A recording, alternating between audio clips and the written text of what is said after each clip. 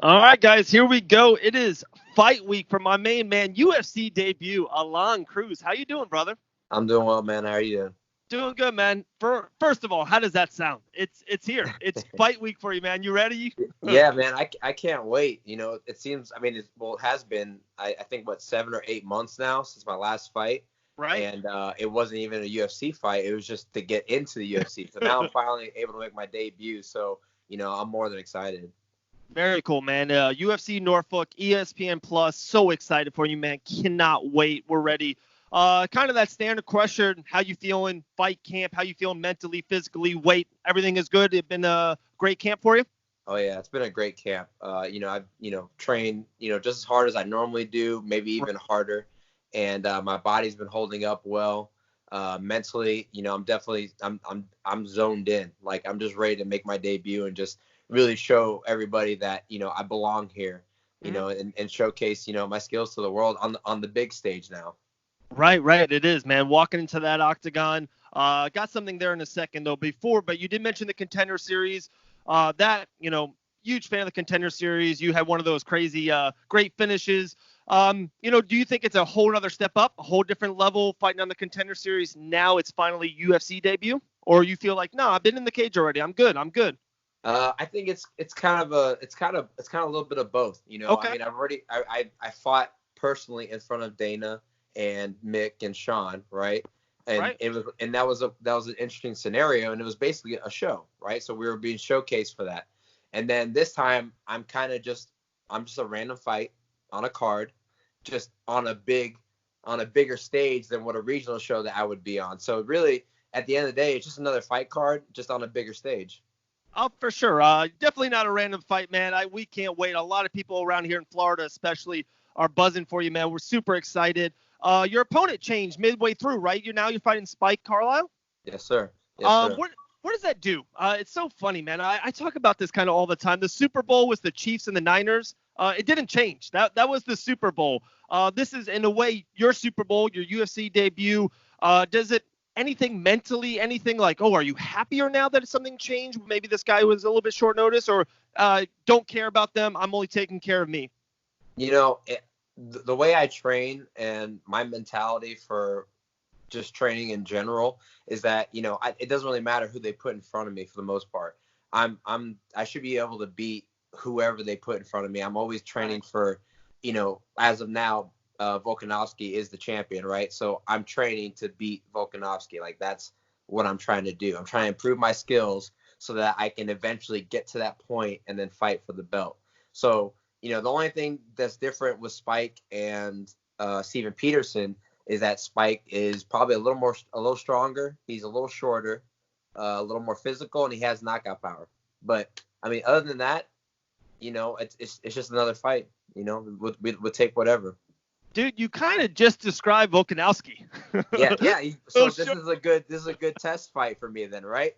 Right, you really did. A little shorter, it is crazy. We talked about that last time you were on the show. Now it looks like there's buzz between Alexander and Cejudo. Do you think there's anything honestly between that? Or is that just way out of your, don't care right now? I want to take care of my business, 3, 4, 5 fights, and then we'll see what's happening up there. Yeah, I didn't even, to be honest, until you just said that, I didn't even know. So I'm not even really thinking about that. I thought him and Max were having, their rematch. Right. And they should. Max. Right? Yeah, Max has been the king of that division for 4 or 5 years now. I think, I hate using that word, the D word, the deserve word in mixed martial arts, because life isn't fair. The game isn't fair sometimes. But you think out of all these champions, Max kind of does deserve that little comeback match, I would think. Yeah, for sure. Because, even when like Jose Aldo lost to Conor McGregor, I thought he should have got the rematch just because, Jose was so dominant as a champion for so long. Right. And then it wasn't like he got completely dominated for 5 rounds or just completely outclassed. He just got caught, very early in the fight. So those are the fights I definitely want to see run back. Right. And then with Max, he got outpointed. I guess, maybe some people thought that he won. I don't think he did. I think he did get outpointed. Right. But it wasn't like he got completely dominated. He didn't get dominated for 4 rounds and then get finished. Then it's like, okay, we don't need to see a second fight. Right. I got you on that one. That's funny you say that. Man, that memory, Starch City, Jose getting starched 12, 13 seconds into it is still one of those incredible UFC moments. You had one of those Contender Series moments. That's kind of a question. We'll take it there. Are you looking forward to that? Are you looking for a moment? Are you looking for a finish? Or, hey, I want to win. That's all that matters. Anything, I'll take 15 minutes. I'll take a war. I'll take a split decision, whatever it takes. I just want to win. Or are you looking for a magic moment inside the octagon? So, number one, first and foremost, I definitely want to win. That's right. But I do want to win impressively or in good fashion. So number two, secondary would be to win in a very impressive way, that I would be up for a performance bonus. Because obviously, everybody wants a performance bonus, right? That's a life changer. Right. But I would be happy with a win as well, whether it's, three 5-minute rounds or, it ends in the first round in 5 seconds. That's awesome, man. We're talking with Aalon Cruz here. UFC debut this Saturday, ESPN Plus, Norfolk, Virginia. So I was driving into the studio, and I kind of was thinking about this. And, broad subject, and especially with you. You made your debut, your professional debut, 2013, right? Yep. 7 years ago. 7 years ago. So first of all, let's just hit on that. Man, how good is it to kind of have that maybe chip off your shoulder, the monkey off your back? 7 years grinding, getting beat up, injuries, fighting on the regional scenes, fighting for $200 to finally walk into the octagon. How's that going to feel, brother? It's going to be great. It's just going to be like, I finally made it. This is where I should have been a long time ago. And it's just taken a long time. And I've had to take that road to get me here. But, everybody says, things happen for a reason. So maybe, if I had made it in earlier, I wouldn't have been ready. And then I would have been kicked out, pretty soon. I think I have all the tools and the experience now to make it into the UFC and then stay in the UFC and then progress and work my way up. So I think it worked out perfectly. For sure. And it's hard to get back in. That's a great point by you. When you kind of get in there, maybe a little quick, a little early, and then, lose 1 or 2 in a row and get booted out, it's super hard to get back in.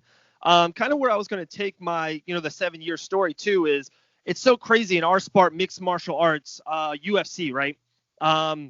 You had to be a professional for 7 years, and you couldn't turn pro until 18, 19, 20, whatever, you know what I mean? Yep. Dion Williamson, a great basketball player, you can play basketball when you're young and then all this, but when you turn high school and then you're a college for 1 year, you turn pro in the NBA. The kid's 19 years old, and he's in the NBA or UFC, the pinnacle of the top. And it's just so crazy that there's not like this, not like a minor leagues, but some kind of like, instead of the regional scenes, like some kind of UFC would have some kind of layer-in system of, go into really big gyms and other gyms be like, wow, guys, Aalon Cruz comes here to my gym. He's a great, we want to get him into the system. Kind of like what soccer does. They kind of get him into the system. Like the minor teams. Yes, exactly. I really think the UFC should look into that because it's so hard, man. Like, regional scenes pushes certain guys for a certain reason. Maybe one guy's a ticket seller. Maybe they put him on the top of the trademark. In UFC, it's so hard to look through the talent. And it's just like there's got to be a better way to get talent like you maybe into the UFC maybe a year or two quicker. Do you like where I'm going with it? Do you feel me where I'm at? Or Yeah, no, that definitely makes sense because, like you said, there's a clear path to how to get to the NFL or how to get to the NBA, right? You do well, you go to high school, you have scouts watching you, and like you said, either you go to college and you play college ball or you get drafted straight to pro. But there's a set path. To the UFC, right? The UFC. There's so many different ways you can get in. You could be 5-0, but you know somebody in the UFC, like Uriah Faber for Cody Garbrandt. He said, you go 5-0, I'll get you in. So he knows somebody. Or you go on the Ultimate Fighter, and you can find the Ultimate Fighter and get in the UFC that way. For me, it was Contender Series. Right. You can also just get signed straight out. You just work your way up on the regional scene, and then Dana and Sean are watching you, and they call you up, and you take a final short notice, and now you're in. There's so many different ways. There's no clear path on what the best way is. So having a minor league would definitely help out. Like you said, I think Invicta is basically a minor league for women, right? the 100%. UFC picks up all their women from Invicta for the most part. Great point.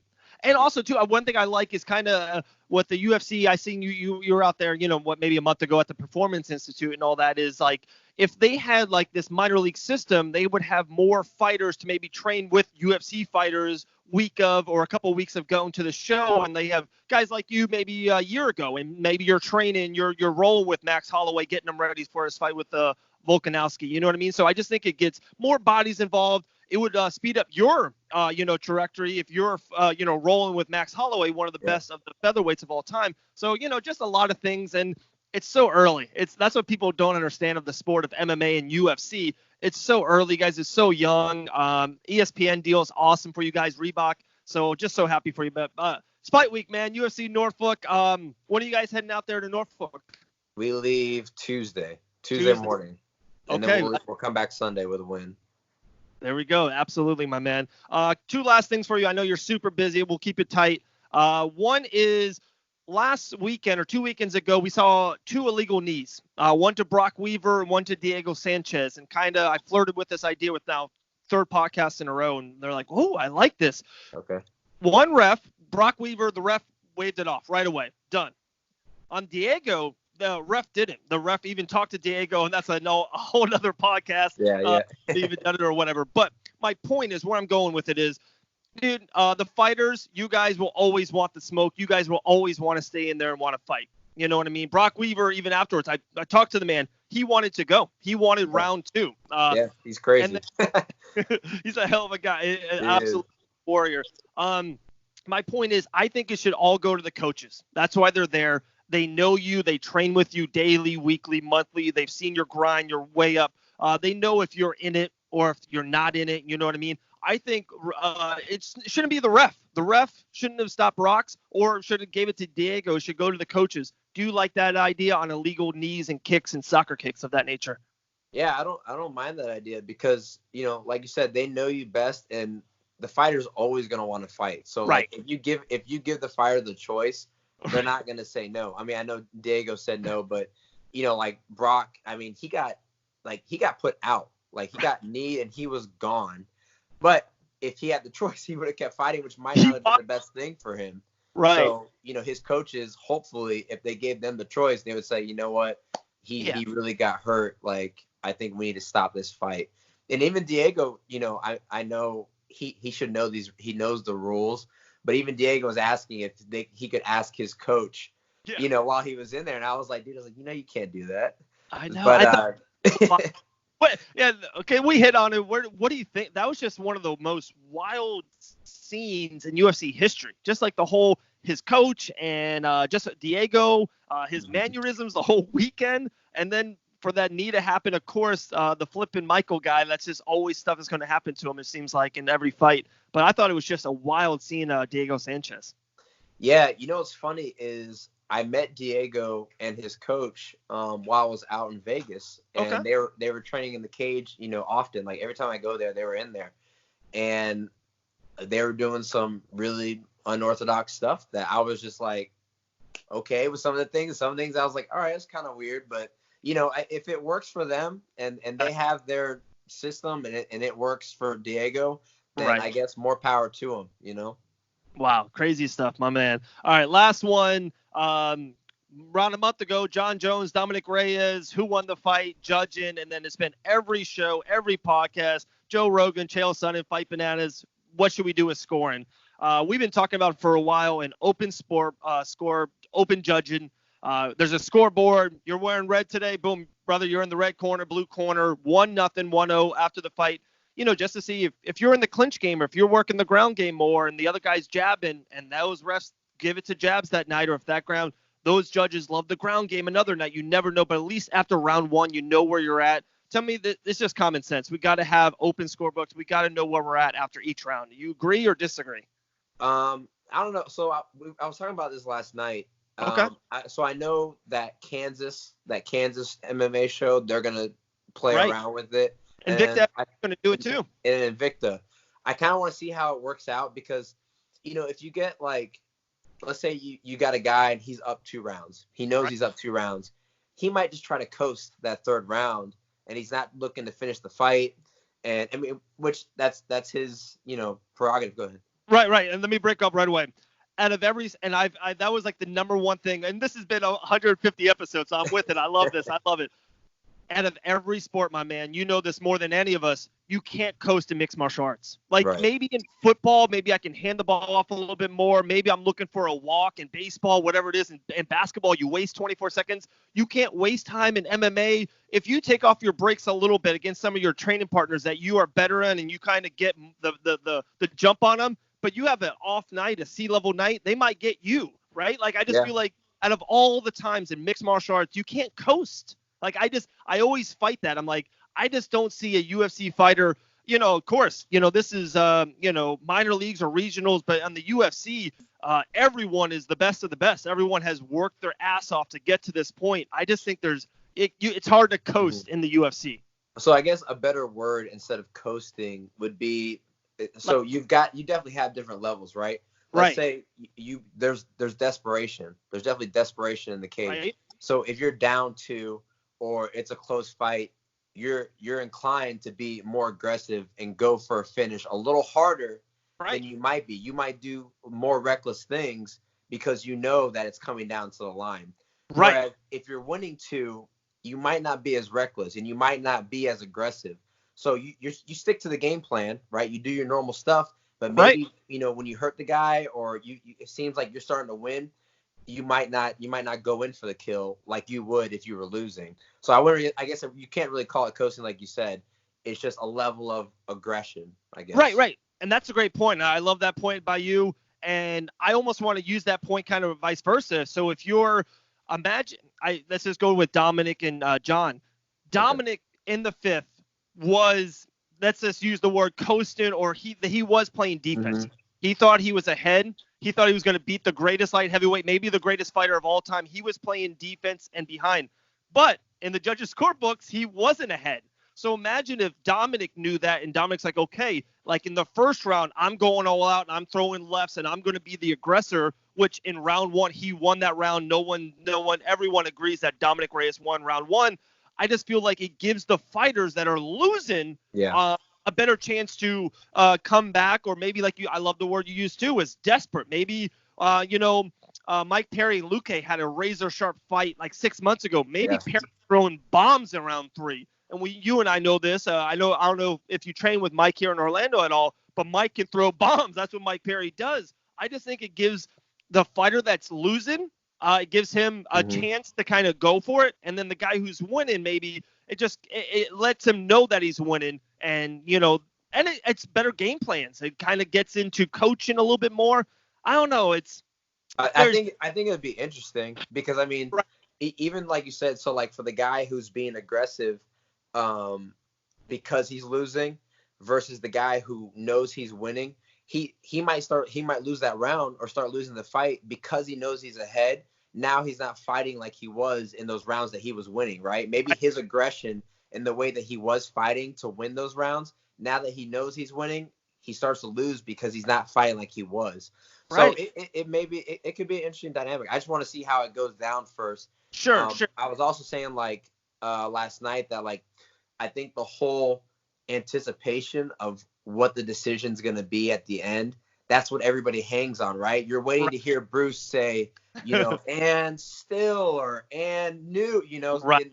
There's really no anticipation if we already knew how the fight's going to go. It just kind of ends, and then it's like boxing. It ends, and you already know who won for the most part. Right. Tally up that last round. So maybe I guess you just don't know the final round. Right. That's a great point, too, and I really like that. Legit point. I always, same thing. I just used the Demetrius Johnson versus Cejudo 2. When they were tied, everyone thought they were tied 2-2 going in the 5th. Mm-hmm. A rematch. It was a championship fight. Imagine if, the crowd knew it was 2-2.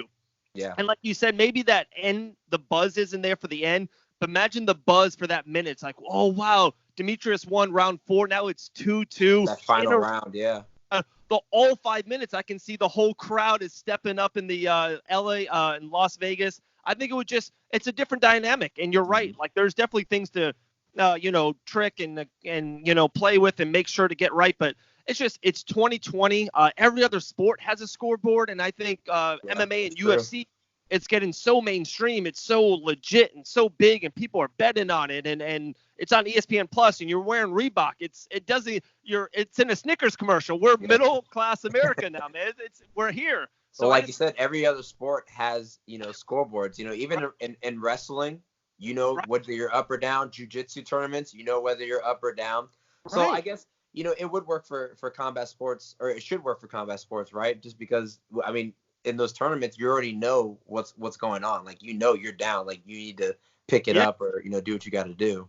Crazy, man. Crazy. Aalon, man. I could talk to you all day. It's so fun. I still got people, listeners and subscribers. They like DM me or they get at me. They're like, man, I love that Aalon Cruz and the Pink Power Ranger moment in the episode last time. And there was the 10 questions. Like this first question, the Pink Power Ranger, I hear it all the time to this day. That's Crazy. awesome. Yeah, man. Congratulations to you, brother. Fight week, just the beginning. I know this is just the beginning for you. Bring home the win on Sunday. We'll talk after that, and we'll talk about who we're going to fight next, Awesome. We will. All right, my Thank man. you, sir. Continue success. I'll talk to you soon. Appreciate it. Later.